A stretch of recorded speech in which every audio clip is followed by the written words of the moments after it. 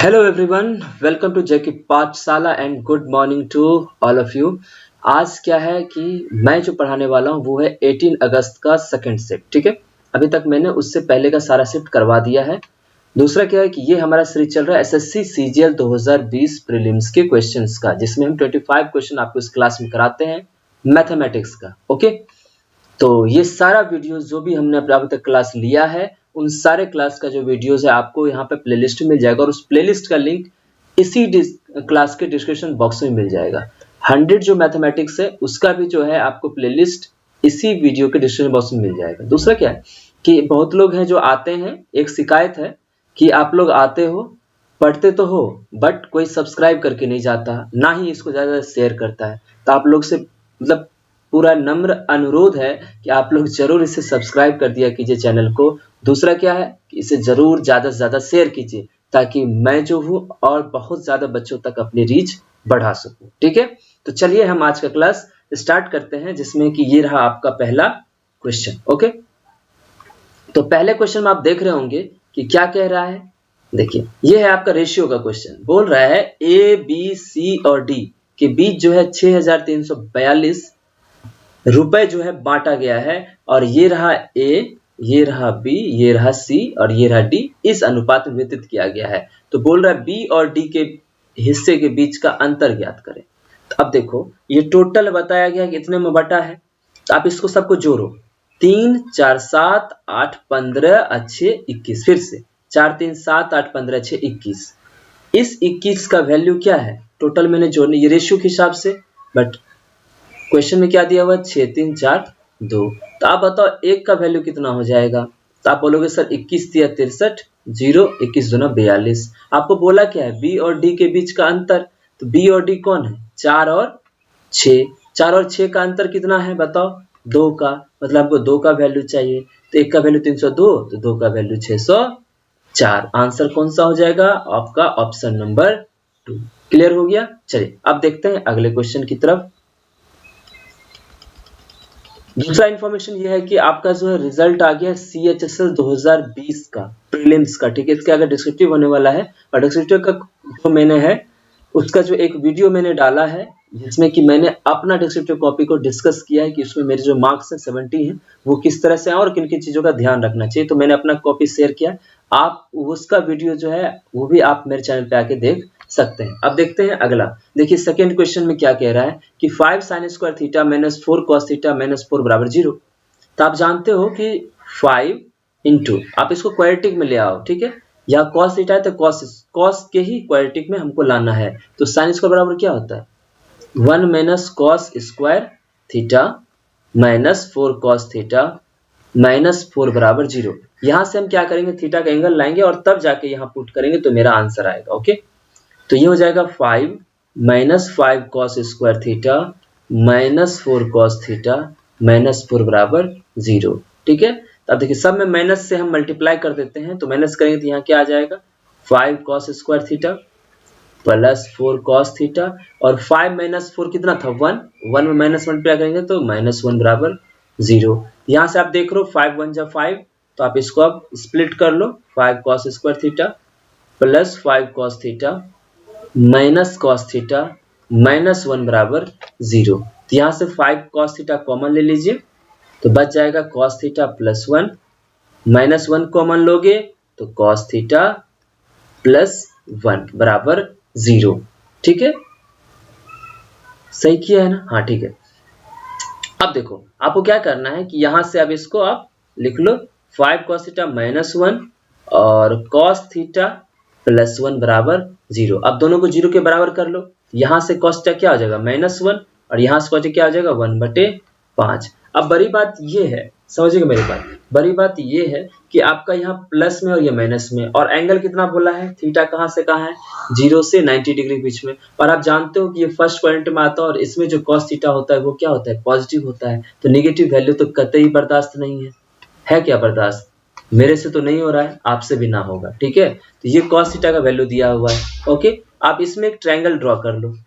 cos theta होता क्या है b/h होता है, तो मतलब ये 1 है और ये 5 है, ये आपका थीटा है। 25 में से 1 गया 24 √24। ओके ठीक है। √24 का अर्थ कितना होता है 2√6, ठीक है, 2√6 हो गया।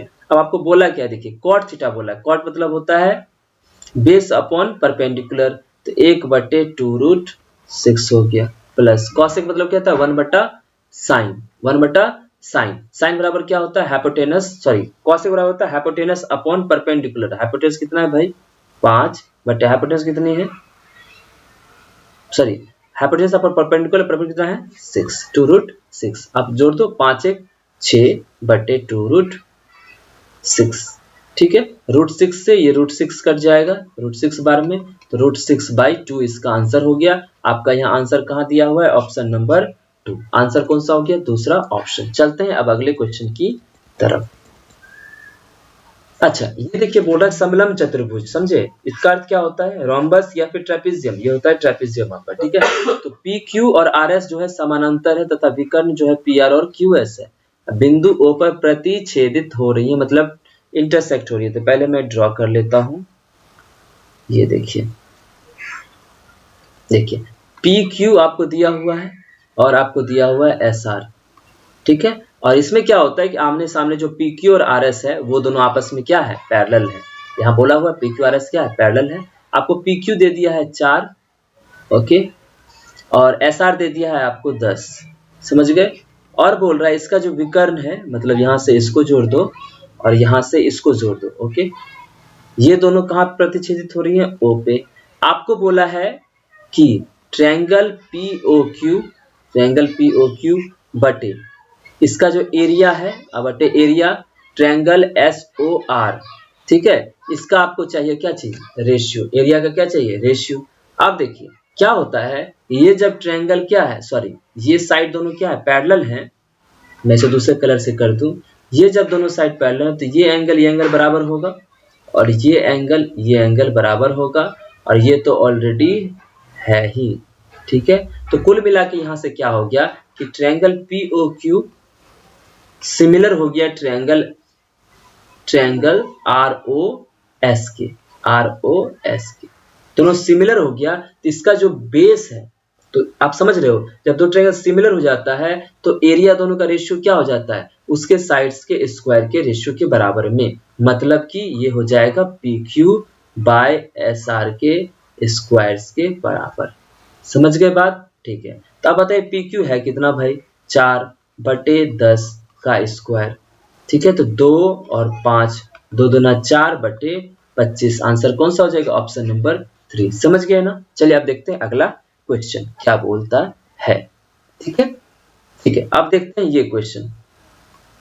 तो अब देखिए इसमें क्या कह रहा है, पहले क्वेश्चन समझेंगे कि क्वेश्चन में क्या बोल रहा है, और इसका एक शॉर्ट ट्रिक है, मतलब कि वो फॉर्मूला से आप पढ़ते होंगे जब time and speed and distance का जब क्वेश्चन कर रहे होंगे, तो उसमें ये चीज आप जरूर पढ़े होंगे, ठीक है। क्या कहता है पहले देख लेते हैं।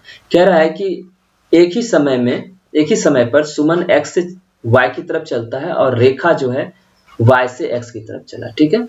तो देख लीजिए, यहाँ हम x डाल लेते हैं, ध्यान से देखना, ठीक है, और ये y डाल लेते हैं, ओके। यहाँ से सुमन चली है और यहाँ से कौन चली है, रेखा चली y से x की तरफ, सुमन चली x से y की तरफ। अब क्या हुआ, रास्ते में मिलने के बाद, मान लो यहाँ कहीं मिल गया होगा दोनों, ओके। उसके बाद सुमन और रेखा y और x पर क्रमशः 3 घंटे, देखिए सुमन जो है यहाँ से जाने के बाद 3 घंटे 3 आवर 12 मिनट बाद यहाँ पहुंची, मिलने के बाद की बात मैं कर रहा हूं। और रेखा जो है 1 घंटा 1 आवर 48 मिनट बाद पहुंची, ठीक है। तो बोला यदि रेखा की चाल 9 किलोमीटर है तो सुमन की चाल बतावे। तो ये जो क्वेश्चन होता है जब आप मिलने के बाद आपको समय दिया रहता है तो उसका क्या है फॉर्मूला, ध्यान से देखना, उसका क्या फॉर्मूला है कि इसका मान लेते हैं स्पीड, मतलब वेलोसिटी ऑफ सुमन बटे वेलोसिटी ऑफ रेखा बराबर क्या होता है, √अंडर टाइम रेखा का जितना लगा और टाइम सुमन का कितना लगा, ये अपोजिट में हो जाता है। ये फॉर्मूला इसका होता है। अब देखो कि अब vs स्पीड कितना दिया हुआ है सुमन का नहीं पता है, सुमन की चाल चाहिए ही मुझे, तो vs अपॉन रेखा का पता है 9 बराबर, ठीक है। टी टाइम कितना लगा है रेखा को बताओ, तो 1 आवर 48 मिनट, समझिए मेरे 1 आवर 48 मिनट, मतलब 60 और 48 कितना हो गया 60 और 48 मिनट में कर सकते हो क्योंकि रेशियो है, रेशियो में कोई प्रॉब्लम नहीं है। तो 60 और 48 कितना हो गया, 108 हो गया। नीचे देखो फिर 3 है तो 3 आवर मतलब होता है 6 या 18, 180 और 12, 192। ठीक है, अब देखते हैं काट के। 9 1 10 2 12 कटेगा, ये 8 1 9, तो 3 से काट दो, 3 तिया 9, 3 छक 18, और 3 से काटोगे कितना हो जाएगा, 3 चौक 12, 3 छक 18 और 3 चौक 12। जब इसको बाहर लाओगे VS बराबर VS बटे 9 बराबर क्या आ जाएगा, 6 बटे 8, मतलब इसको काट सकते थे तो 2 तिया 6, 2 चौके 8, तो VS बराबर क्या हो जाएगा, 9 तिया 27 बटे 4, 4 छक 24, 3 बटे 4। तो जो स्पीड है इसका वो हो जाएगा 6.3 बटे 4 किलोमीटर पर आवर। तो आपका आंसर कौन सा हो जाएगा, ऑप्शन नंबर 3। ठीक है, तो ये फॉर्मूला आप बिल्कुल अच्छे से याद रखना। और अगर ये पूछता है यहाँ पे दूसरा एक और फॉर्मूला है, मैं बता देता हूँ यहीं पे आपको। ठीक है, ये तो हो गया आपका इसके लिए। जब इसका होगा, अगर मान लो टाइम पूछता है कि कितने टाइम के बाद आके दोनों मिलते हैं, तो वो होता है root under T R into T S करते, दोनों के टाइम को मल्टीप्लाई करके उसका रूट निकाल देते, तो आपको पता चल जाता है आखिर कितने समय बाद दोनों आपस में मिले हैं। ये दो चीज आप हमेशा ध्यान रखना। चलते हैं 5वें क्वेश्चन की तरफ।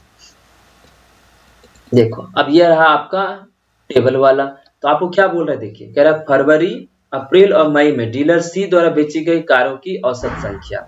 तो फरवरी अप्रैल और मई, फरवरी में और किसके द्वारा, सी के द्वारा, फरवरी ये अप्रैल और मई 625, इनका बोल रहा है औसत संख्या, मतलब जोड़ के बटा 3 करेंगे। दूसरा देखो क्या बोल रहा है, जनवरी में डीलर ई द्वारा, एक मिनट देखिए, जनवरी में डीलर ई द्वारा जनवरी में ये संख्या से x अधिक है। ठीक है, तो अब आपको पहले औसत निकालना पड़ेगा इन तीनों का। ठीक है, तो हम इस सबको जोड़ लेते हैं। देखो 5 5 10 के शून्य बाकी 1, 2 1 3 4 3 7 3 10 के शून्य बाकी 1, 6 1 7 5 12 6 18, और औसत देखेंगे तो 3 से करना पड़ेगा, 3 6 18 मतलब 600 आ गया। ठीक है, अब बोल रहा है उससे x अधिक है, तो 600 में से 48 548 घटाएंगे कितना बचेगा भाई, तो हो गया सर 52। तो ऑप्शन कहीं 52 है, तो बोल रहा है कि x का मान किसके बीच होगा, तो आप देख रहे हो 50 और 55 के बीच में ही 52 आता है, इसलिए आंसर कौन सा हो जाएगा, ऑप्शन नंबर 2। अब चलते हैं अगले क्वेश्चन की तरफ। हाँ ये देखो ट्रायंगल PQR दिया हुआ है, तो पहले हम ट्रायंगल PQR ड्रॉ करते हैं। देखिए, और कहाँ पे 90 डिग्री है, यहाँ है, तो P ये मान लो, PQ और R इसको मान लो। ठीक है, अब देखिए ट्रायंगल सॉरी tan R बराबर 1/3 है, तो tan R यही है, और tan बराबर क्या होता है, परपेंडिकुलर अपॉन बेस, तो आपका अगर ये 1 है तो ये कितना हो जाएगा 3, परपेंडिकुलर 1 हो गया, हाइपोटेनस क्या हो गया 3, क्योंकि इस एंगल के सामने वाला क्या होता है परपेंडिकुलर, और क्या होता है ये होता है बेस। क्लियर, तो हाइपोटेनस कितना हो जाएगा 3 3 9 रूट अंडर इसका स्क्वायर प्लस इसका, तो 3 3 9 1 10 रूट अंडर 10। क्लियर हो गया, अब आप पुट करते चलो। ठीक है, अब देखना कैसे आंसर आता है। सेक पी बोल रहा है, सेक पी, सेक मतलब 1/cos p होता है।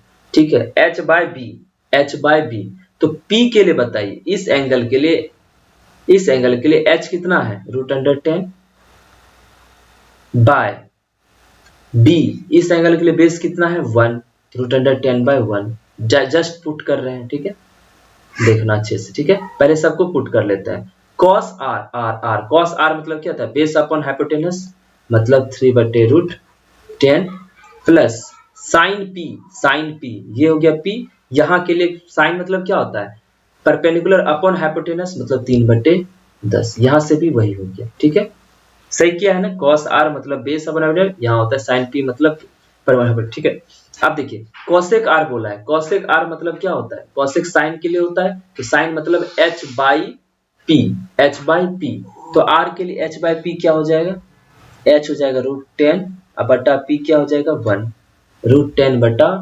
h/p। ठीक है, अब देखो साइन r बोला है, साइन r मतलब क्या होता है परपेंडिकुलर हाइपोटेनस, साइन r के लिए परपेंडिकुलर ये हो जाएगा, हाइपोटेनस 1 गया तो 1/√10 माइनस cosec p है, cosec मतलब क्या होता है, cosec मतलब 1/sin p, तो 1/sin p, sin p मतलब कितना होता है परपेंडिकुलर हाइपोटेनस, हाइपोटेनस बटे पी मतलब परपेंडिकुलर कॉसेक पी कहाँ है, पी भाई पी यहाँ हो गया।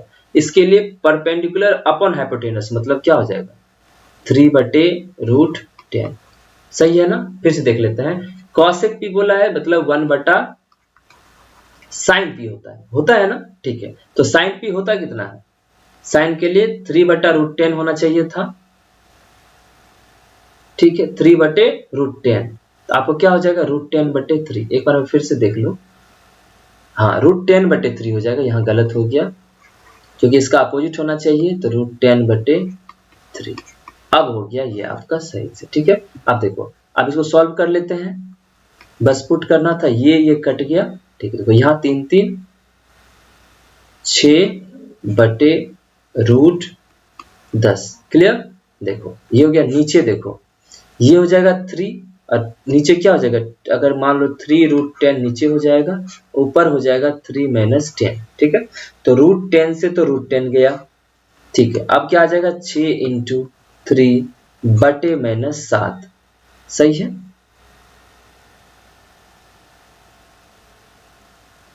ये सही निकाला है मैंने, 3 बन जा 3 में से गया तो -7 तो नीचे आ ही जाएगा, ऊपर लग रहा है कुछ मिस्टेक हुआ है, ये √10 था, तो 3 3 6,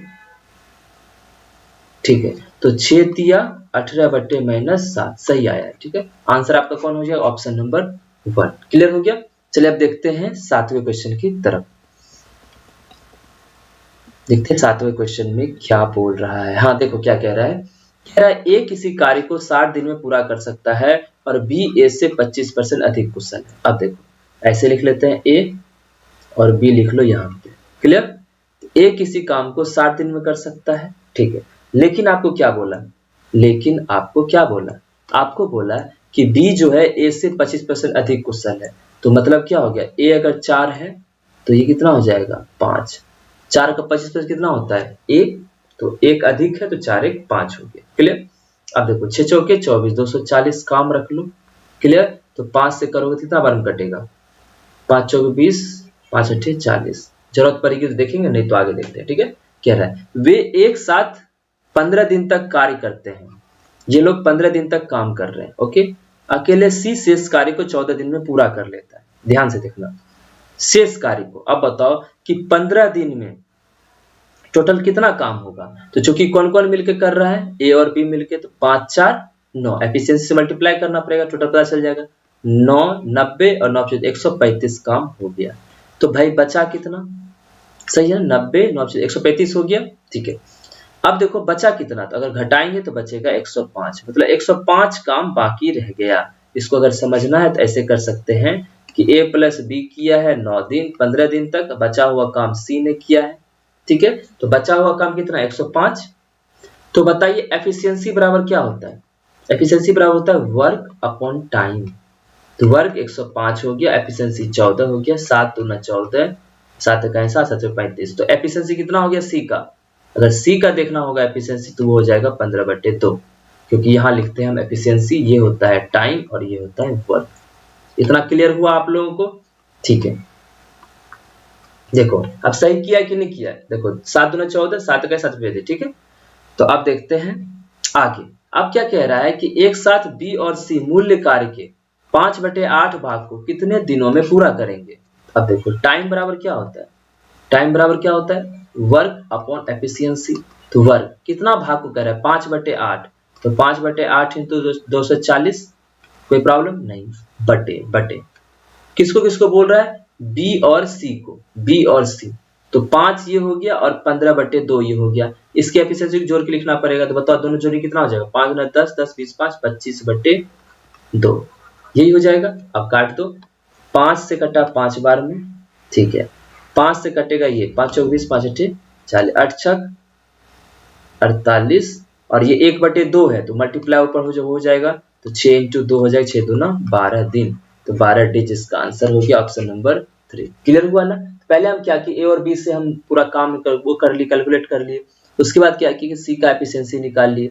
सी का एफिशिएंसी कैसे निकाले, तो काम जितना बचा था उसको 14 दिन में किया था, उससे एफिशिएंसी यूज करके निकाल लिए, एफिशिएंसी आ गया तो टाइम निकालना था तो टाइम हमने निकाले, लेकिन जितने भाग के काम को बोला था उतने काम के भाग को हमने कंसीडर किया है। क्लियर? चलिए अब देखते हैं अगला क्वेश्चन।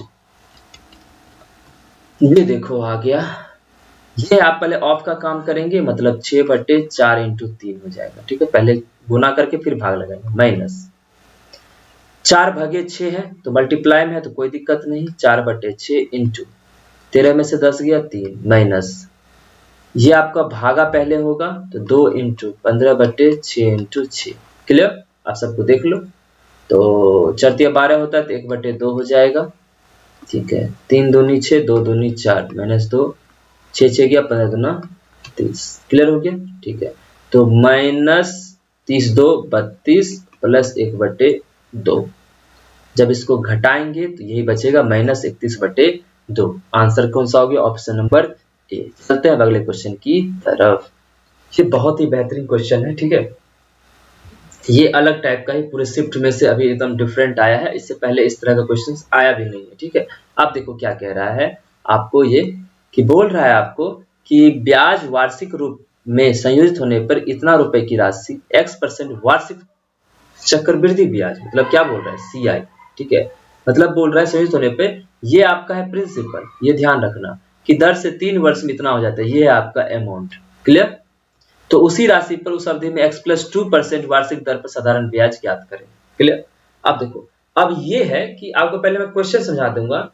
3125 रुपए है, ठीक है, की राशि x% वार्षिक वृद्धि ब्याज की दर पे 3 वर्ष में इतना हो जाता है। ठीक है, अब देखो यहाँ से क्या करना है आपको कि x निकालना है एग्जैक्टली कि आखिर रेट है क्या।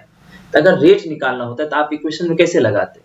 एक तो आप लगाते क्या, तो आप बोलते सर अमाउंट बटा p बराबर होता है 1 + r/100 के पावर टाइम। ठीक है, यही होता है, कोई प्रॉब्लम नहीं ना? ठीक है, आप देखो या ए हमको कितना दिया हुआ था? 3515.2 बटे प्रिंसिपल कितना है? 3125 बराबर 1 + r मतलब x/100 इतना के पावर 3 है ना? तो इतना पावर 3 होगा, इसको हटाओ, इधर जाके √3 हो जाएगा। क्लियर? कोई दिक्कत नहीं। आप इसको काटो, ये पॉइंट उड़ा दो, 0 आ गया नीचे। ठीक है, हम यहाँ से भी बना के दिखा देते हैं आपको, और दूसरा क्या है जो समझाएंगे वो समझिएगा। ठीक है, देखो 5 से कितना कटेगा? 2 से काटो, 2 से हाँ 2 से कटेगा। 5 2 7 1 8 3 11। ठीक है, 2 से देखो, 2 1 2 2 से 14 2 5 10 2 से 14 2 6 12, और नीचे काटोगे तो कितना आ जाएगा? 2 1 2 2 5 10 2 1 2 2 5 10 2 5 2 1 2 सॉरी 2 1 2 2 5 10 बच गया 12 2 5 10 और 2 5 10 सॉरी 2 6 12 हो जाएगा और 15 625 हो जाएगा। ठीक है, अब देखो ये किसका क्यूब है ये बताओ? तो आप जानते हो कि 17 576 होता है 26 का क्यूब, और ये होता है 25 का क्यूब, मतलब कुल मिला के 1 + x/100 आ जाएगा आपको 26/25। यहाँ से x कितना आ जाएगा तो हम देखो बताते हैं, x/25 बराबर x/100 बराबर हो जाएगा 26/25 - 1। करोगे तो कितना बच जाएगा? 1/25। अब नीचे 100 करना है तो इंटू 4 कर दो, ऊपर भी 4 कर दो, तो x बराबर कितना आ गया? 4%। एक तो ये हो गया, आप एक चीज यहाँ समझ सकते हो। दूसरा क्या है आप समझिएगा मेरी बात, हम जो कहना चाह रहे हैं 3125 से ये बना कितना है? 3515.2। एक्चुअल में यहाँ से CI कितना आया? ये अमाउंट है, इसमें घटा दो, तो जब घटाएंगे ना तो लगभग में 400 के बराबर होगा। लगभग मैं कह रहा हूँ 400 के बराबर। अब एक बात बताओ, इसका 10% होता कितना है? 10% में पूछ रहा हूँ, बताओ। इसका 10% हो जाएगा 312। ठीक है, ये तो एक साल में ही 312 हो जा रहा है, ये 10% तो आंसर होगा नहीं। ठीक है, मैं देख रहा हूँ कि आखिर एक्चुअल में 3% जो है 3 साल में अगर मान लो कोई परसेंटेज होता है, जैसे मैं कह रहा हूँ 10%, तो एक साल में 312 तो 3 साल में कितना हो जाता? ये SI कितना हो जाता? तो इसका 3 गुना करते तो 600, 3 3 9 900 रुपए होते, लेकिन यहाँ कितना? 400। तो 10% तो आंसर नहीं है। 5% अगर मैं कहता हूँ तो आप बताओ कितना हो जाएगा? तो आप बोलोगे सर ये हो जाएगा 150 और 156 हो सकता है सर। तो 15 × 3 = 45, तो कुल मिला के बताओ 5% हिसाब से 56 आ रहा है, क्योंकि 3 साल के लिए वार्षिक ब्याज दर है, तो एटलीस्ट सीआई तो ज्यादा ही होता है। हम ऐसा ही निकाल के देख लेते, इसको करोगे तो 4500 के आसपास हो जाएगा, सॉरी 450 रुपए के आसपास।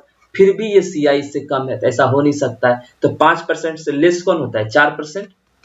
तो 4% ही इसका आंसर हो जाएगा, तब जाके आपको 400 ये आएगा, मतलब 5% से लेस, क्योंकि 450 बहुत नजदीक है इसके। तो एक्चुअल में जो आर हो जाएगा वो आपका आपका जो रेट हो जाएगा वो क्या हो जाएगा? 4% ही हो जाएगा। यहां से भी अनुमान लगा सकते थे। क्लियर? ठीक है, चलिए देखते हैं, बनाते हैं। ठीक है, एक मिनट। हाँ, अब देखो क्या कह रहा है। अब 4% आ गया। अब आपको कह रहा है कि उसी राशि पर, मतलब 3125 पे x प्लस 2% वाइज क्या ब्याज होगा? तो 4 2 x कितना हो जाएगा? 4 2 6%। कितने साल के लिए? उसी अवधि के लिए, तो 3। अब इसको जानते हो आप, डिवाइड करके देख लो। तो इसको जब करेंगे तो आप मल्टीप्लाई करके देखना, यही आ जाएगा 562.50। ठीक है, चलिए अब आगे बढ़े। ठीक है, ऐसे करना चाहते हो तो 25 से ये कट जाता है दोनों साइड, 3125 और ये, और सब मिला के आपको यही बन जाएगा। ओके, तो चलते हैं अब अगले क्वेश्चन की तरफ। आपको बोल रहा है 9th हो गया आपका। अब चलते हैं 10th क्वेश्चन में, कैसे उसको बनाते हैं देखते हैं। एक मिनट। हाँ चलिए, अब देखते हैं अगला क्वेश्चन। हाँ देखो ये क्या कह रहा है। हाँ देखो क्या रहा है, एक दुकानदार एक वस्तु को उसके अंकित मूल्य पर 30% की छूट पर खरीदता है। मतलब 100 रुपए का सामान है, ये गया अपने दुकानदार दूसरे दुकानदार, मतलब ये आदमी जो है अपना खरीद रहा है। एक दुकानदार, ये दुकानदार है, ठीक है, ध्यान देना। ओके, वह उस वस्तु के अंकित मूल्य एमपी इतना दिया हुआ है, 30% छूट पे खरीदता है। तो 100 पे 30 का छूट होगा तो कितना हो जाएगा आपको बताओ? 70 में वो खरीदता है।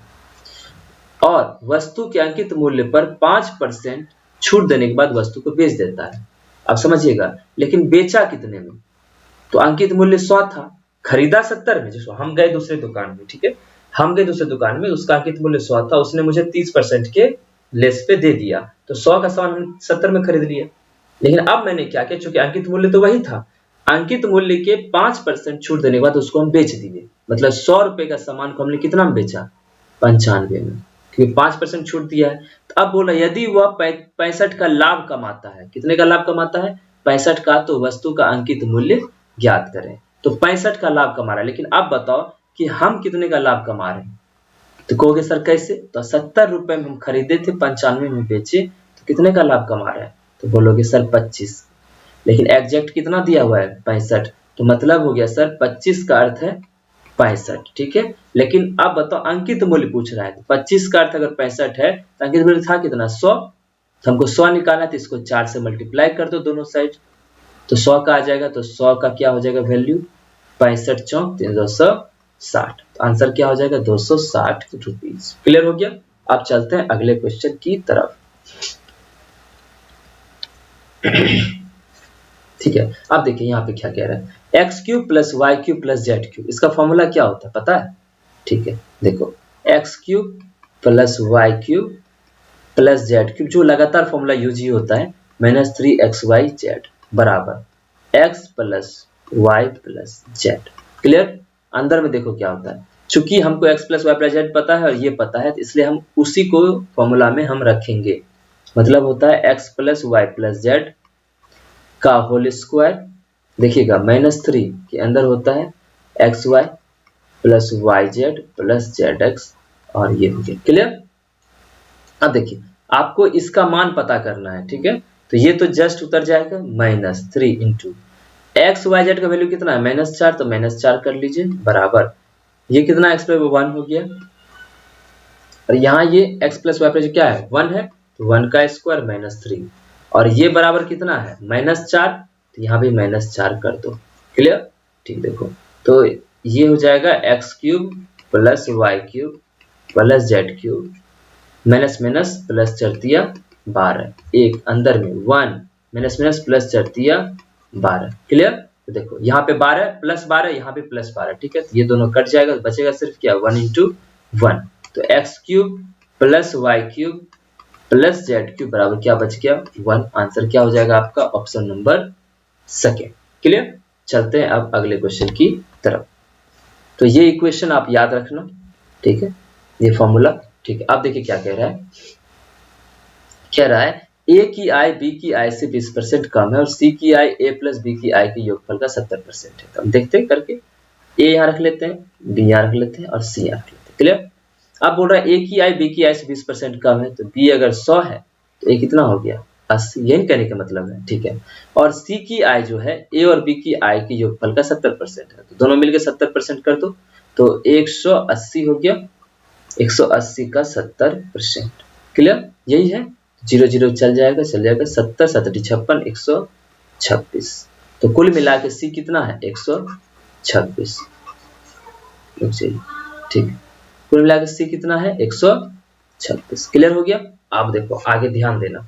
अब क्या रहा है, डी की आय सी की आय से 25% अधिक है, तो डी की आय यहां रख लो, सी की आय से 25% अधिक है, तो 125, सॉरी एक मिनट, जो हम कहना चाह रहे हैं उसको अच्छे से आपको बताते हैं। देखिए 126 ये था, इससे 25% अधिक है, तो 125/100, 25 25 25 4 2 2 4, ठीक है, 5 3 15 5 बाकी 1 6 5 3 15 5 बाकी 6 30 31/2, तो कितना हो जाएगा भाई 2 1 2 2 बचे 10 2 7 14 पॉइंट 2 बचे 10, सही है ना 75, ठीक है 315 हो गया। ओके, तो ये आ गया। ये आपका क्या दिया हुआ है, ये आपका डी है, ये सी है, ये ए है, बी है और ये ए है।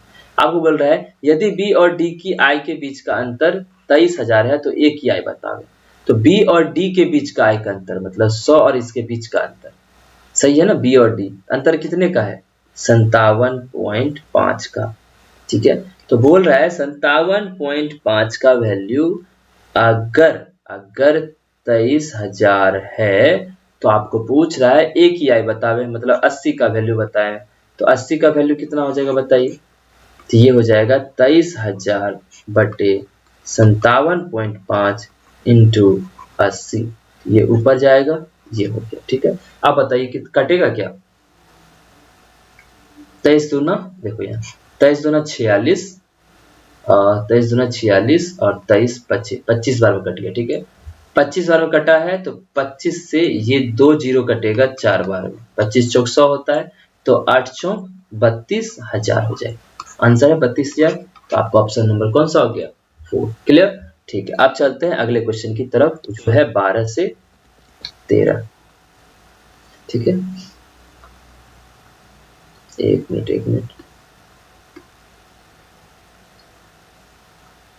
ठीक है। अब चलेंगे हम 12 से 13 की तरफ। ओके, देखते हैं क्वेश्चन में क्या कह रहा है, ठीक है। अब देखिए क्या कह रहा है कि 10 संख्याओं का औसत 32.5 है, पहली 4 संख्याओं का औसत 25.6 है, अंतिम 3 संख्याओं का औसत 38.9 है, तो पांचवी छठी संख्या से 50 अधिक है और सातवीं से 8 कम है, तो पांचवी और सातवीं संख्या का औसत ज्ञात करें। अब देखो ये चीज क्या है कि पहले जैसे मैंने आपको बताया था कि 10 संख्या का औसत 32.5 है, पहली 4 संख्या का औसत 25.6 है, तो कितने का औसत में अंतर है, ये सब अगर निकालने बैठोगे तो आप बहुत मुश्किल में फंस जाओगे और आपका कैलकुलेशन बहुत क्या हो जाएगा, हार्ड हो जाएगा, क्योंकि डिफरेंस जो है ना, ये आप देखो तो 2.9 3.9 6.9 इस तरह में आ रहा है, मैंने औसत का डिफरेंस, उसको फिर 4 से मल्टीप्लाई करना, तो उससे बढ़िया हम क्यों नहीं कि पूरे का पूरा मल्टीप्लाई कर ले। आप बताओ कि 10 संख्या का औसत इतना है, तो 10 संख्याओं का समेशन कितना रहा होगा बताओ। तो औसत अगर हमको 10 संख्या कितना दिया हुआ है तो समेशन कितना होता है, तो औसत इंटू जितनी संख्या है वो, तो 32 325 हो गया, कोई दिक्कत नहीं। अब बताओ पहली 4 संख्या, तो पहली 4 संख्या का बताओ कितना है, तो आप बोलोगे सर 25.6 इंटू 4 कर दीजिए, तो 6 चौके 24 के 4 बाकी 2, 25 चौक 100 102.4 आ गया। अब अंतिम 3 संख्या का बताओ, ठीक है, ये हो गया 38.2 इंटू 3, 3 दूनी 6, ठीक है, 3 8 24 के 4 बाकी 2, 3 3 9 2 11, ठीक है। आप देखो 7 संख्या का तो हमको पता है, देखो टोटल 10 संख्या का औसत मुझे टोटल 10 संख्या का योग पता है, उसमें से 4 और 3 7 संख्या का योग पता चल गया। अब हमको 3 संख्या जो बचा हुआ है, मतलब 5वां, 6ठा, 7वां, उस तीनों का योग वो पता करना है, मतलब टोटल कितना होगा। तो आपको क्या करना पड़ेगा, इस दोनों को जोड़ना पड़ेगा। तो जोड़िए, 6 4 10 शून्य, बाकी 1, 4 1 5 2 7 और 11 10 21, 217 हो गया। तो इन दोनों का जो टोटल 217 हो गया, तो उसको इसमें घटाओगे इसमें, तो हमको टोटल मिल जाएगा किसका, 5वें और 6ठे और 6 संख्या का दोनों का समेशन, मतलब 5th plus 6th plus 7th का। तो कितना हो जाएगा, इसमें घटा दो, तो ये हो जाएगा 8 और 108 हो गया। क्लियर, ये हमको मिल गया। सही है ना, 2 1 3 17 8 25, ठीक है। आप देखो, लेकिन अब कंडीशन क्या बोला है, देखिए 5th रख दीजिए, 6th और 7th रख लीजिए। देखिए कंडीशन क्या बोला, ध्यान से देखना, ठीक है। आपको बोला 5वीं संख्या 6ठी संख्या से 50% अधिक है। 6ठी संख्या से, मतलब 6ठी संख्या अगर 2 है तो 2 का 50% 1, तो ये 3 है, ये 3x और ये 2x हो गया। क्लियर। अब देखो फिर क्या बोला, और 5वीं संख्या जो है 7वीं संख्या से 8 कम है। तो 7वीं संख्या से 8 कम है, तो 7वीं संख्या क्या रहा होगा, 3x प्लस 8। क्लियर हो गया, ठीक है। आपको बोला कि 5वीं 7वीं संख्या का औसत बतावे, तो पहले तो आप इस सबको बराबर कर लो, इन तीनों को जोड़ेंगे तो कितना हो जाएगा बताओ, 3 2 5 3, 3 2 5 3 8x, 8x प्लस 8, तीनों जोड़ने के बाद वो और किसके बराबर हो जाएगा, 108 के बराबर। सही है ना। तो यहां से x बराबर क्या हो जाएगा, 100/8। कोई प्रॉब्लम नहीं, x बराबर कितना, 100/8। क्लियर हो गया। आप बोल रहा है 5वीं और 7वीं संख्या का औसत, 5वीं और 7वीं संख्या, 5वीं और 7वीं संख्या का औसत कितना हो जाएगा, 3 3 6x प्लस 8/2, ये नहीं हो जाएगा औसत, ठीक है। तो 2 से करेंगे तो क्या आ जाएगा, 3x प्लस 4। तो 3x कितना हो जाएगा, 3 इंटू x कितना हो जाएगा, 100/8 प्लस 4 हो गया। आप इसको करके देख लो कितना आता है। और देखिए ये कटेगा 8 से, कितनी बार कटेगा, 4 से 25 बार में, 4 दूना 8, 2 से करेंगे तो 12.5, 12 या 36.5, सही कर रहे हैं, ठीक है। 3x था तो 2 से काटेंगे तो 12 दूना 24 से 25, 12 36.5 प्लस 4, तो 40.5 आ रहा है। चेक कर लेते हैं कहाँ पे गलती किया है। x, ठीक है, ये 108 था, ठीक है। 3 2 5 3 8x, तो ये हो जाएगा x बराबर 108 हो जाएगा। तो 8 इकाई 8, 8 इकाई 8, 8 दूना 16, 8 बचा 12.5 ही था। आपको बोला क्या, 5वीं और 7वीं संख्या का औसत, तो 3 3 6 x प्लस 8, तो ये आपका 3x प्लस 4 ही बनेगा। तो बढ़ती है, सॉरी ये तो 37.5 आएगा, ठीक है। 37.5 प्लस इतना हो जाएगा 41.5 हो जाएगा। तो आपका आंसर जो है ऑप्शन नंबर 4 ये होगा। क्लियर। चलते हैं आप दूसरे क्वेश्चन की तरफ, तीसरे क्वेश्चन की तरफ। आपको बोल रहा है, ये देखिए क्या दिया हुआ, आपको बोला कि 5 अंक वाली संख्या इतना है। ये क्वेश्चन तो कई बार आ चुका है, इस पर लगभग सारे शिफ्ट में, ठीक है। तो इतना का मान बतावे। अब बताओ 3 7 और 11 का एलसीएम कितना होता है, तो बोलोगे सर 231। अब आपको दिमाग लगाना है कि 688 के बाद एक्स वाई क्या होना चाहिए जिसकी वजह से 231 से डिवाइड हो जाए। इसमें मैंने क्या बोला था आपको, मैंने कहा था कि 231 से इसमें डिवाइड करके देख लो, 688 और यहाँ 0 0 या एक्स वाई रहने दो, मतलब यहाँ एक्स वाई है। क्लियर। अब देखो कितनी बार में लगेगा ये, 231 से 2 बार में, 2 दूना 4, 2 इकाई 2, 3 दूना 6, 2 दूना 4, 8 में से 2 गया 6, 8 में से 6 गया 2, 6 में से गया, ये हो जाएगा। सही है ना। 8 में से 2 गया 6, 8 में से 6 गया 2, 6 में से 4 गया 2।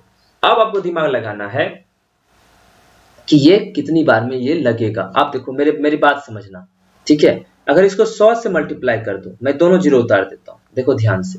अगर मैं 100 से मल्टीप्लाई कर दूं कितना हो जाएगा, 23100, 23100, तो यहाँ हम लिख लेते हैं, देखो 100 23100। तो क्लियर कट अब देखो क्या है, 23100 होना चाहिए था, बट ये 226 है, ठीक है। तो ये लगभग कितना कम रहा होगा, 231 के मल्टीपल में ये कितना कम रहा होगा, जिससे कि हमको 8 आ जाए, मतलब ये कह रहा है कि 26 आ जाए, यहाँ 22 आ जाए।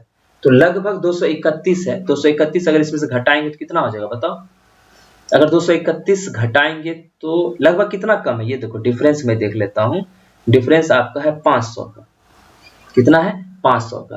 तो अब बताओ कितना घटाएं इसमें से, तो हम कहेंगे कि 500 है सर, तो इसका कम से कम डबल घटा दीजिए, तो लगभग में 500 के बराबर में वो डिफरेंस आ जाएगा। क्लियर? तो देखो अब 500 घटाओ, इसको 2 बार घटाओ, चूंकि 10, ये देखो 100 का वैल्यू ये है, तो हम 98 बार में देख लेते हैं, मतलब 2 बार घटा दो, तो 2 इकाई 2, 3 दूना 6, 2 दूना 4। सही है? देखो मैंने क्या किया कि मैं देख रहा हूँ कि आखिर एग्जैक्ट कितना पे जो है मेरे पास आगे का जो 5 संख्या में से आगे का डिजिट जो है 226 आएगा। तो मैंने देखा 231, 4 मैंने 2 बार अगर हटाते 231 का मल्टीपल, तो शायद वहां पे आ जाए। तो करके देखते हैं। 10 में से 2 गया 8, 9 में से 6 गया 3, 10 में से 4 गया 6, 22 6। अब बताओ ये सही है?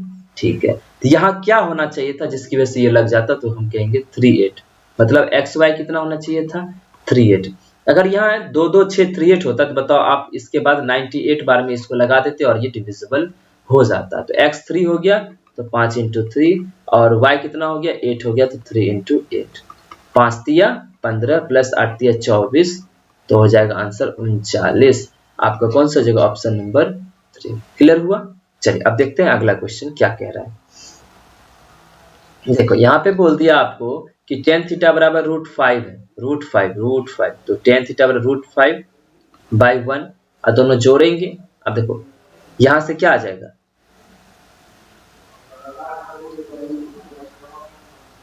या फिर इसको इस तरह से लिख सकते हैं कि 1 प्लस कॉसेक, देखो 1 प्लस टेन स्क्वायर बराबर सेक स्क्वायर होता है, 1 प्लस कॉसेक स्क्वायर वो भी हो जाता है। तो क्योंकि यहाँ से देखो एक चीज मैं कह रहा हूँ, अगर या तो ऐसे करके बनाओगे तब भी बन जाएगा, या फिर मैं ये कह रहा हूँ कि क्यों ना हम tan स्क्वायर थीटा निकाल दें। tan स्क्वायर थीटा क्या हो जाएगा? 5, लेकिन उससे और ज्यादा दिक्कत आ जाएगा। ठीक है? और cot स्क्वायर थीटा क्या हो जाएगा बताओ? इसका अपोजिट 1/5 हो जाएगा। ठीक है? अब देखो कॉसेक स्क्वायर बराबर क्या होता है, तो आप बोलोगे sir 1 plus cot square theta, और सेक स्क्वायर बराबर 1 प्लस tan स्क्वायर थीटा। ठीक है?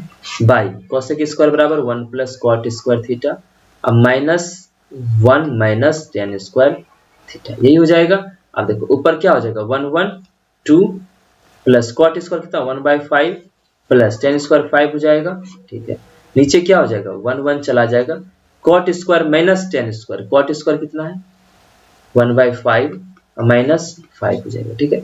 अब देखो 5 2 7 हो जाएगा, ऊपर में क्या हो जाएगा? देखो 7 प्लस 1/5 बटे 5 25, तो माइनस 24/5 नीचे आ गया, 7 5 35, 1 36/5 इंटू इसको अपोजिट कर देता है -5/24, तो 5 से 5 गए बढ़ती है 36, बढ़ देना 24, -3/2 इसका आंसर हो गया। क्लियर? मैंने क्या किया इसमें आइडेंटिटी यूज कर लिया कि cosec स्क्वायर बराबर होता है 1 प्लस cot स्क्वायर, और sec स्क्वायर बराबर होता है 1 प्लस tan, क्योंकि tan पता था तो मैंने tan स्क्वायर निकाल लिया, tan स्क्वायर पता था तो cot स्क्वायर जिसका अपोजिट होता है 1/5 निकाल लिया, उसको जाके पुट कर दिया। ठीक है? चलिए देखते हैं अगला क्वेश्चन 16वां। ठीक है? 16 देखिए क्या कह रहा है आपको कि अप्रैल में डीलर बी और ई द्वारा बेची गई कारों की कुल संख्या, अप्रैल में, अप्रैल तो ये है, और किसके द्वारा? बी और ई, बी ये हो गया और ई 740 हो गया। क्लियर? ठीक है? संख्या का 80%, इस दोनों का 80%, फरवरी में आप देखो फरवरी का अलग अलग कलर से कर लेते हैं। फरवरी में डीलर सी और डी द्वारा बेची गई संख्या से कितना परसेंट कम है? फरवरी का है, फरवरी ये हो गया। ठीक है?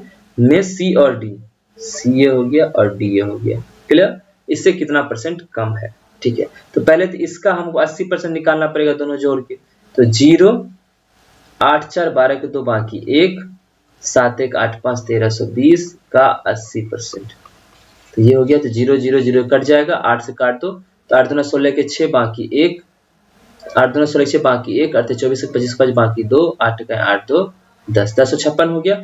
अब इस दोनों को जोड़ के बताओ कितना होगा? 1056 ये हो गया, इस दोनों को जोड़ेंगे तो 4 3 7 1 8 1280। अब आपको दिमाग लगाना है कि 1280 से ये कितना कम है। ओके? अब देखो इसमें से घटाएंगे तो 56 जाएगा, तो 56 4 60 24 हो गया, 224 कम है, तो 224 बटे किससे कंपेयर कर रहे थे? तो इससे कंपेयर कर रहे थे, तो 1280 इंटू 100। अब 0 से गया 0, 4 से कटेगा, 4 5 20, 4 6 24, 4 3 12, 4 2 8, अब कटेगा 4 8 32, और 14, अरे क्या 14 चौक 56 हो गया, 2 चौके 8, 2 सत्ते 14, तो 70/4% हो रहा है। आप देख लो कितना हो जाएगा, तो स्क्वायर कर दोगे तो 35/2% हो जाएगा। तो 35/2 कितना होता है? 17.5%। तो आपका ऑप्शन कौन सा हो गया? पहला ऑप्शन। बहुत आसान था, बस आपको जोड़ना था, 80 पर निकालना था और उधर का टोटल निकालना तो देखना था कितना कम है। ओके, चलिए देखते हैं अगला क्वेश्चन क्या कह रहा है। आपको कह रहा है 2014, 16 और 18 के दौरान संस्थान ए में नामांकित छात्रों की औसत संख्या।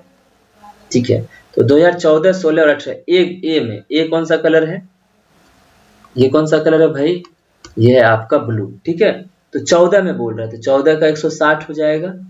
ठीक है, फिर 16 में बोल रहा है, 16 में 300 हो जाएगा, और 18 में बोल रहा है तो भाई 260 हो जाएगा। ठीक है, तो अगर देखो तो 2 3 3 2 5 1 6, तो ये हो जाएगा टोटल 720। और बोल रहा है कि औसत संख्या 720 में 3 से डिवाइड करो, 3 साल का देख रहे हैं, तो ये हो जाएगा 240। ये तो आ गया पहला। ठीक है, ये ए के बारे में आ गया। फिर देखो 2017 के दौरान, 2017 ये रहा आपको, बी में नामांकित छात्रों की संख्या से कितना % कम है? तो बी में नामांकित छात्रों की संख्या से कितना % कम है, बी में पूछ रहे हैं। ठीक है, तो 2017 के दौरान संस्थान बी में, 2017 के दौरान संस्थान बी में कितना है बताओ? 325। तो बोल रहा है 325 से ये कितना % कम है? तो आप बताओ 325 में से इसको घटाएंगे तो कितना आ जाएगा? 85। सही है ना? 340 घटाओ, नीचे क्या करना पड़ेगा? 325, क्योंकि बी से कंपेयर कर रहे हैं तो बी का ही लिखना पड़ेगा। ये बी था, इंटू 100। 25 से करो, 25 चौक 100, 25 से करोगे तो 4 12 1 13, यही हो जाएगा। तो 4 5 20 के 0, बाकी 2, 8 32 1 33, 13 से डिवाइड करोगे तो 13 दूना 26, तो बच जाएगा आपको 13 दूना 26 70, 13 5 62, तो लगभग 26 पॉइंट के % में आएगा। ठीक है, इसको जब करोगे तो आपको लगभग 26% के आसपास आ जाएगा। जो आंसर सिर्फ एक ही जगह है, वो है ऑप्शन नंबर ए। ठीक है, चलते हैं अगले क्वेश्चन की तरफ। देखिए क्या कह रहा है, बोल रहा है 17 सेंटीमीटर त्रिज्या वाले वृत्त C1, 17 से त्रिज्या वाला वृत्त है, और एक वृत्त है कि C2 कितना का है? 8 सेंटीमीटर का। हम बना लेते हैं, देखिए बड़ा सा। ठीक है, एक छोटा सा। क्लियर हो गया? ठीक है, इसका जो त्रिज्या है वो 8 है, और ये बाहर वाले, क्योंकि ये C1 सॉरी ये C2 है अंदर वाला, ये C1 है, और बाहर वाले का 17 है। क्लियर? तो आपको बोल रहा है AB की लंबाई बताए, लेकिन AB है क्या? देखिए त्रिज्या वाले वृत्त C1 की जीवा, जो C1 की जीवा है AB, C1 के संकेंद्रित वृत्त C2 को स्पर्श करती है, मतलब ये C2 को स्पर्श करते हुए जा रही है, ऐसे टच करते हुए। ठीक है, ये रहा आपका AB। अब आपको पता चल गया ये 8 है, ये है 17।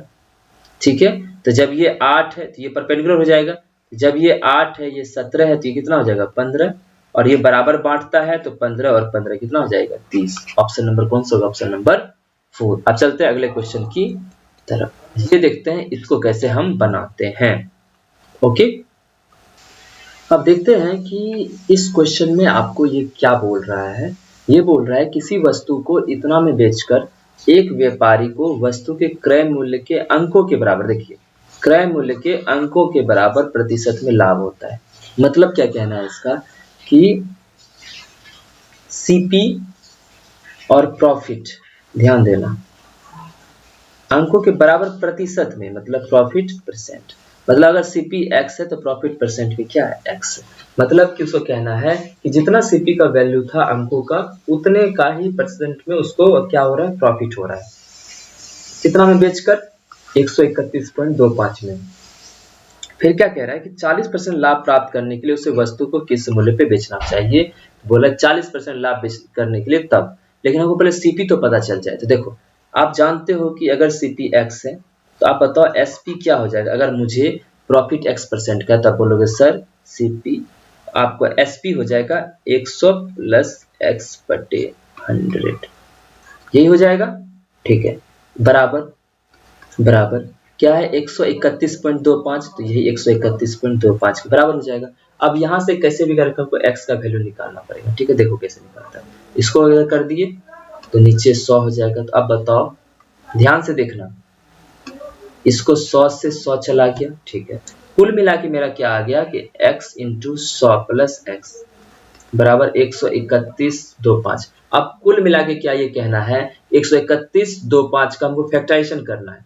उसमें दो नंबर ऐसे ढूंढने हैं जिसके बीच का डिफरेंस क्या होना चाहिए, दो नंबर ऐसे ढूंढने हैं जिसके बीच का डिफरेंस 100 होना चाहिए और उसका मल्टीपल किसके बराबर, 131.25 के बराबर होना चाहिए। तो हम इसको फैक्टराइज कर लेते हैं, 131.25 देखो, ठीक है। तो 5 से करते हैं तो हो जाएगा 5 दूना 10, 5 36, 5 10 25 25, ठीक है। 5 से 25 25, 10 25 25, सही है ना। 25 25, 5 10 25 25, 5 से कर दो, 5 का 5 0 5 25, ठीक है। 25 25 25 125, अभी तो नहीं हो रहा है। 5 से करो, 5 10, 5 का 5 3 और 7। अब देखो यहाँ कैसे भी करके क्या ऐसा कोई नंबर जिसके बीच का डिफरेंस 100 हो, डिफरेंस 100 हो और उसका मल्टीपल इसके बराबर होना चाहिए। इतना तो कंफर्म है कि यहाँ से ढूंढेंगे तो मल्टीपल 100 होगा, अब डिफरेंस ढूंढना है। तो अब बताओ, ये 25 25 तिया 75 और 25 25 सत्ते कितना हो जाएगा, 175। इस दोनों का मल्टीपल क्या हो जाता है, 131.25 और दोनों के बीच का डिफरेंस भी 100 है। तो कुल मिला के मेरा जो है x क्या आ रहा है, अब इसको हम कैसे लिख सकते हैं, 75 इंटू 175, सही है ना, या फिर 75 इंटू 100 प्लस 75। तो हमारा यहाँ से x कितना आ गया ये मुझे बता दो बस, ठीक है। x मेरा आ गया, एक मिनट रुकिएगा, ठीक है। यहाँ से हमारा जो है x आ गया 75, मतलब वो कितने रुपए का सामान था, तो 75 रुपए का वो सामान था। अब बोल रहा 40% लाभ पे उसको बेचने के लिए उसको कितना चाहिए हमको, तो x कितना आ गया 75, तो 75 में 40% लाभ चाहिए तो 140/100, क्लियर हो गया। 25 चौक 100, 25 तिया 75, 4 से काटोगे तो 4 तिया 12 और 4 बचे 20, 35 तिया 105 रुपीज, मतलब हो गया 105 रुपए में उसे क्या करना पड़ेगा, हमें बेचना पड़ेगा, ठीक है। अब चलते हैं अगले क्वेश्चन की तरफ, एक मिनट, ठीक है। अब देखिए अगला क्वेश्चन क्या कह रहा है, देखते हैं। ये था हमारा 19 नंबर, अब हम कर रहे हैं 20 नंबर। ये है आपका साइक्लिक क्वाड्रेटल पे, ठीक है। साइक्लिक क्वाड्रेटल पे क्या कह रहा है, देखिए कह रहा है कि एबीसीडी चक्रीय चतुर्भुज है, एबी और डीसी बढ़ाए जाने पे, अब देखो हम बनाते हैं, ये हो गया आपका सर्कल, क्लियर, ठीक है।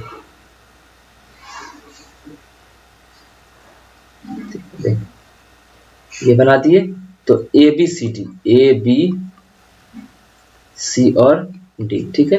अब क्या बोल रहा है कि ए बी और डी सी को बढ़ाए जाने पे, ए बी और डी सी को अगर हम बढ़ाते हैं तो ये ऐसे जाके कहीं ना कहीं जाके मिल जाएगा, ठीक है। वो मिलते हैं एफ पे। दूसरा क्या कह रहा है, ए डी और बी सी को बढ़ाए जाने पे, सॉरी ये कहीं ए डी और बी सी, सॉरी ये तो हम गलत बना दिए, ये नीचे कैसे बढ़ेगा, ए बी और बी सी को बढ़ाए जाने पर, तो हम बढ़ा देते हैं, आप जस्ट मान लेना, ठीक है। ये ऐसे बढ़ गया, क्लियर, ये बढ़ के यहाँ मिल जा रहा है, ठीक है।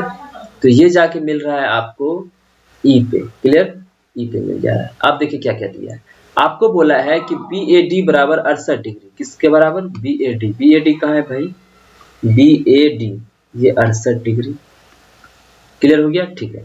और क्या बोला, ए ई बी बराबर, ए ई बी बराबर 27 डिग्री, ये बोल दिया 27 डिग्री।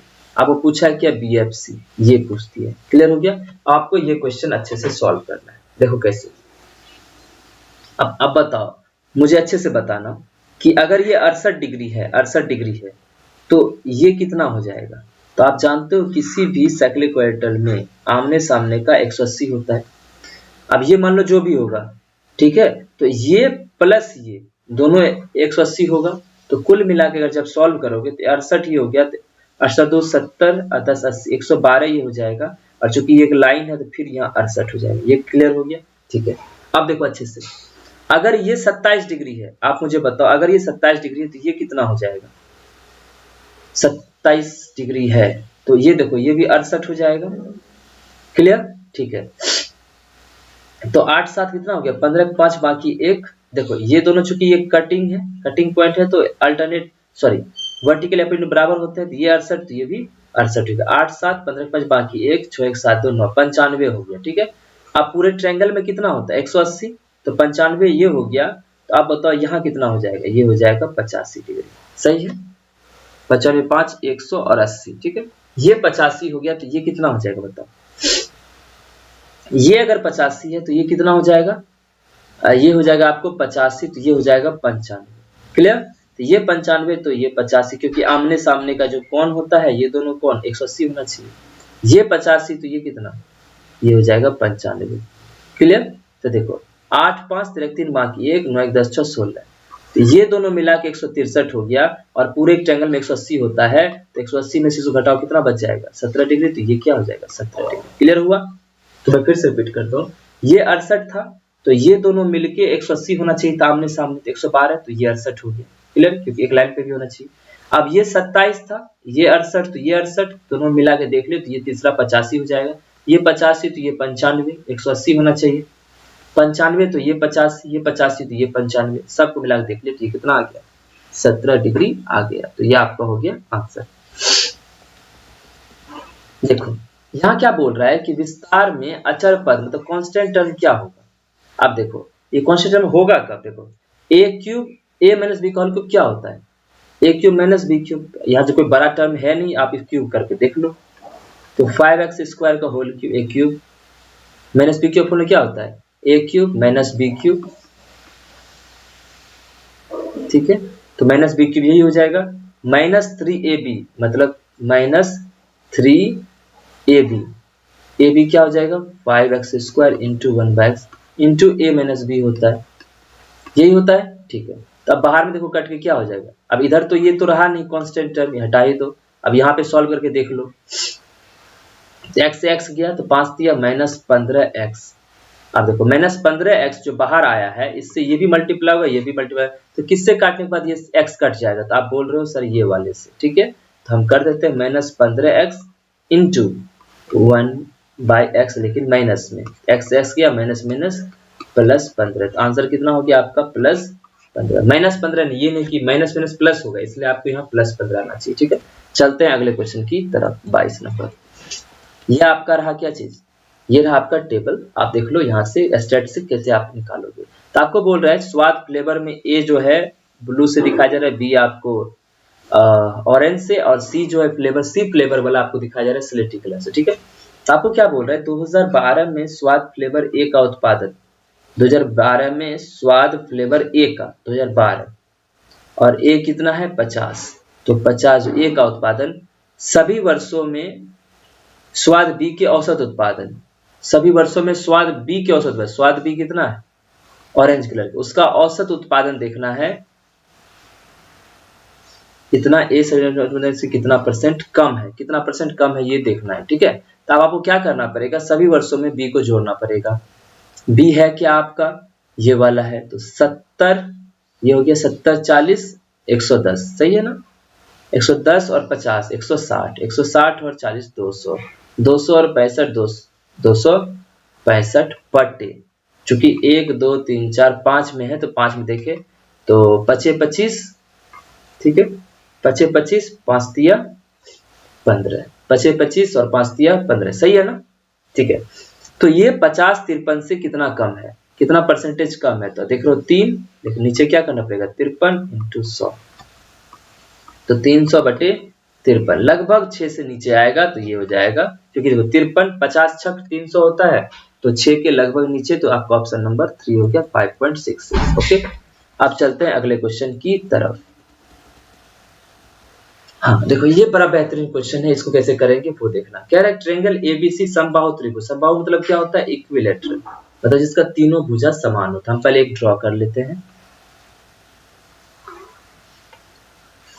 देखो ए बी सी तीनों भुजा समान है, तो सब एंगल कितना हो जाएगा 60 डिग्री, ये तो आप जानते ही हो। ठीक है, अब देखो भुजा बीसी पर एक बिंदु डी इस प्रकार है, भुजा बीसी पे बिंदु एक बिंदु इस प्रकार है कि बीडी और बीसी, बीडी 1 है और बीसी टोटल कितना है 3 है। ठीक है, लेकिन अगर ये 1 है और पूरे 3 है तो ये 2 हो जाएगा, कोई प्रॉब्लम नहीं। ठीक है, बीडी और डीसी का जो रेशियो 1:2 हो गया। अब बोल रहा है अगर हम एडी को मिलाते हैं, अगर हम एडी को मिलाते हैं तो ये हो जाता है 5√7। क्लियर हो गया। ठीक है, अब 5√7 ये हो गया। अब मुझे बताओ ध्यान से देखना, ठीक है। अब मुझे बताओ, ये अगर 5√7 है तो आप त्रिभुज की भुजा ज्ञात करें, त्रिभुज की भुजा ज्ञात करें। त्रिभुज की भुजा कैसे आएगा, देखो इसको हम यहाँ से मिला दो, सेंटर से मिला दिए।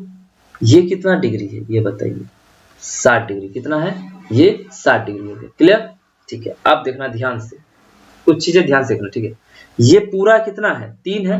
हम ये रेशियो है तो रेशियो को हम डबल कर दे, ट्रिपल कर दे, कोई फर्क पड़ता है रेशियो पे, नहीं। तो हम ये कह रहे हैं अगर ये 1 है, इसको हम डबल कर देते हैं, 2 और 2 दूना 4। अब भी रेशियो 1:4 का है, हो गया। हाँ सर। अब मुझे बताओ कि अगर यहाँ मैं O लिख लेता हूँ, क्लियर, ध्यान से देखना, अगर मैं यहाँ O लिख लेता हूँ तो अब ये DO कितना हो जाएगा, अगर पूरे 6 है, देखो पूरा 6 है तो आप जानते हो कि जब यहाँ से कोई इक्वेटर सामने डालते हैं तो ये आधा आधा बांट देता है, तो पूरे 6 है तो ये पूरा 3 हो गया, ये BO 3 हो गया, 3 में से 2 ये है तो ये 1 हो जाएगा। समझ गए, कोई दिक्कत नहीं। आप देखना ध्यान से, ये 1 हो गया। अब मुझे बताओ ये पूरा साइड कितना था, तो 4 2 6, पूरा साइड कितना है, ये देखो पूरा टोटल कितना है, 6। ये तो आपका 1 यहाँ तक आया, ये पूरा 6 है। अगर ये पूरा 6 है तो बताओ AO बराबर कितना हो जाएगा, AO बराबर आप जानते हो, अगर ये पूरा 6 है तो ये हो जाएगा 6 × √3/2। कोई प्रॉब्लम नहीं, 2 से काट दो तो 3√3, ये 3√3। क्लियर हो गया, ठीक है। अब देखना अच्छे से, ये x है, मतलब 3√3 ये हो गया और ये 1 हो गया। अब बताओ तो ये AD कितना होना चाहिए, ये कैसे निकालेंगे, देखो बताते हैं कैसे। एक मिनट, हाँ देखिए, अब मुझे ये कहना है कि ये कुल मिला के ये इक्वेशन बन गया, ये 3√3 है और ये आ गया 1। अब बताओ ये कितना हो जाएगा, इस हिसाब 3 तिया 9, कितना हो जाएगा, 3 तिया 9 और तिया 27 और 1 28, ये हो जाएगा √28। ठीक है, √28 का कितना हो गया, 4 7 28, तब 4√7,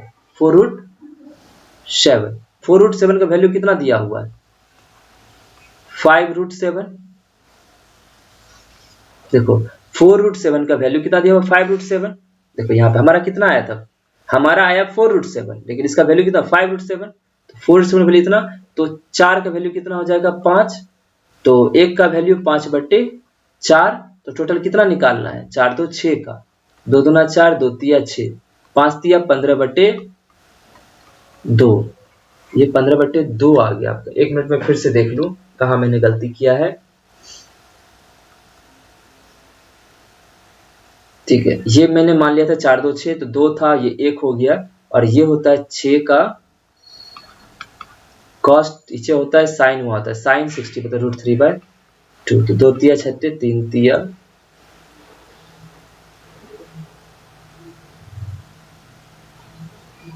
3√3 ही है ये। ठीक है, 3 तिया 9 तिया 27, 27 28, ये 2√7 होगा, सॉरी ये 2√7 होगा ना, √20 निकाले। ठीक है, तो ये 2√7 का वैल्यू आपको आ गया 5√7, तो 2 का वैल्यू कितना हो गया 5, 2 का वैल्यू कितना हो गया 5, तो आपको टोटल ये साइड कितने का आप माने थे 6, आपने 6 माना था, तो 6 का वैल्यू कितना हो जाएगा, तो 2 का वैल्यू अगर 5 है तो 6 का वैल्यू 5 तिया 15, 2 तिया 6 तो 5 तिया 15, तो आंसर कौन सा हो जाएगा 15 सेंटीमीटर। क्लियर हुआ, तो ये आप भूल जाना कि अभी क्या था, मैंने इसे कंपेयर किया है। तो पहले मैंने क्या किया कि ये 3 था तो 1:2 में था, ये तो 3 दूना 6 हो जाएगा। देखो ये 2 हो गया, ये 4 हो गया, तो यहाँ कितना होना चाहिए था, ये पूरा 3 होना चाहिए था। ठीक है, 3 में से 2 यहाँ था तो मैंने 1 इसे मान लिया। अब ये 6 था तो परपेंडिकुलर जानते हैं कि परपेंडिकुलर क्या होता है, √3/2 x होता है, तो 6 का √3/2 ये परपेंडिकुलर आ गया। यहाँ से मैंने ये AD निकाल लिया अपने हिसाब से, अपने हिसाब से मेरा 2√7 आया, लेकिन क्वेश्चन में क्या दिया हुआ था 5√7, तो वहां से मैंने कंपेयर करके निकाल लिया कि मेरा जो है 2 का वैल्यू 5 हो जाएगा, तो 6 का वैल्यू कितना, साइड मेरा 6 है तो 6 का वैल्यू 15 हो जाएगा, तो ये आंसर हो गया। ठीक है, चलते हैं अब अगले क्वेश्चन की तरफ।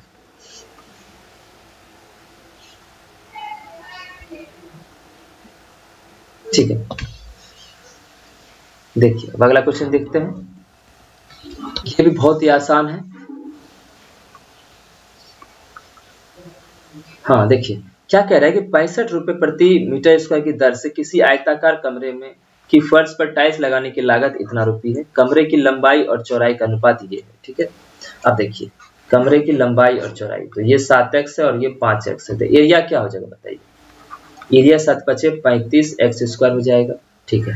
और 1 मीटर स्क्वायर के पीछे 65 रुपये होता है, तो 35 एक्स स्क्वायर पीछे कितना रुपये खर्च होगा, तो 35 एक्स स्क्वायर इंटू 65 हो जाएगा, ये हो जाएगा 9100 के बराबर। क्लियर हुआ, ठीक है। अब ये क्या काट दो इसको, 13 पचे 65, 13 सत्ते 91, तो 700 हो गया। अब 35 दूनी 70, 5 चौक 20, एक्स बराबर एक्स स्क्वायर बराबर क्या हो गया 4, एक्स बराबर क्या हो गया 2। अब बताओ लंबाई कितनी है इसकी, 5 दूनी 10 और x बराबर 2 है, तो 7 दूनी 14। आपको पूछा कि कमरे के फर्श का परिमाप, तो परिमाप क्या होता है, दोनों को जोड़ के डबल कर देते हैं, तो 10 और 14 24, 24 दूना 48, आंसर कौन सा हो गया 48, ठीक है। अब चलते हैं अगले और लास्ट क्वेश्चन की तरफ। अब देखो आपको ये इक्वेशन दिया हुआ है, आपको पूछ रहा है कि इसका वैल्यू क्या होगा। अब आप क्या कर दो, ऊपर में भी x से डिवाइड कर दो, नीचे भी x से डिवाइड कर दो, मतलब मैं कह रहा हूं इसमें भी x से डिवाइड कर दो और इस पूरे में भी नीचे भी x से डिवाइड कर दो। क्लियर, x से जब करेंगे तो ऊपर क्या बन जाएगा x square plus 1/x square, नीचे क्या बन जाएगा x प्लस 1/x। अब यहां से निकाल सकते हो, इस पूरे में x से डिवाइड कर दो, क्या बचता है बताओ, x माइनस 5√2 प्लस 1/x बराबर 0। तो x प्लस 1/x क्या हो जाएगा बताइए 5√2। आप बताओ x square plus 1/x square क्या हो जाएगा, इसका स्क्वायर करो 25 दूनी 50 माइनस 2 कितना हो जाएगा 24। एक तो ये आ गया 24 बटे ये कितना आया था 5√2, यही था 5√2। अब जब इससे काटेंगे इसको तो कितनी बार में कटेगा, चल ये 48 था ना, 48 था, तो ये 24 दूनी, तो इसको 48 लिख लो, ठीक है। तो 48 क्या लिख सकते हैं 24 इंटू 2 बटे 5√2, √2 से ये कटेगा तो ये √2 आ जाएगा, तो 24√2/5, तो आपका आंसर यही हो गया, ठीक है। तो आज का ये हमारा अंतिम क्लास था, मतलब अंतिम नहीं सॉरी, ये हमारा सबसे लास्ट क्वेश्चन था, ये था हमारा 18 अगस्त का सेकेंड शिफ्ट का, ठीक है। इसी तरह हम लगातार सारे शिफ्ट में 21 शिफ्ट में टोटल दिया हुआ है, वो सारे शिफ्ट का क्वेश्चन हम आपके साथ डिस्कस करेंगे। आप यहाँ बिल्कुल 25 क्वेश्चन का बहुत अच्छे तरीके से प्रैक्टिस कर सकते हैं। तो जो भी लोग नए हैं आप चैनल चैनल को सब्सक्राइब कर लीजिए और इस वीडियो को ज्यादा से ज्यादा शेयर कीजिए, और जो भी लोग देखते हैं प्लीज वो लाइक करना बिल्कुल भी ना भूले। हम मिलते हैं आपसे अगले क्लास में अगले शिफ्ट के साथ, तब तक के लिए बाय बाय, शुक्रिया।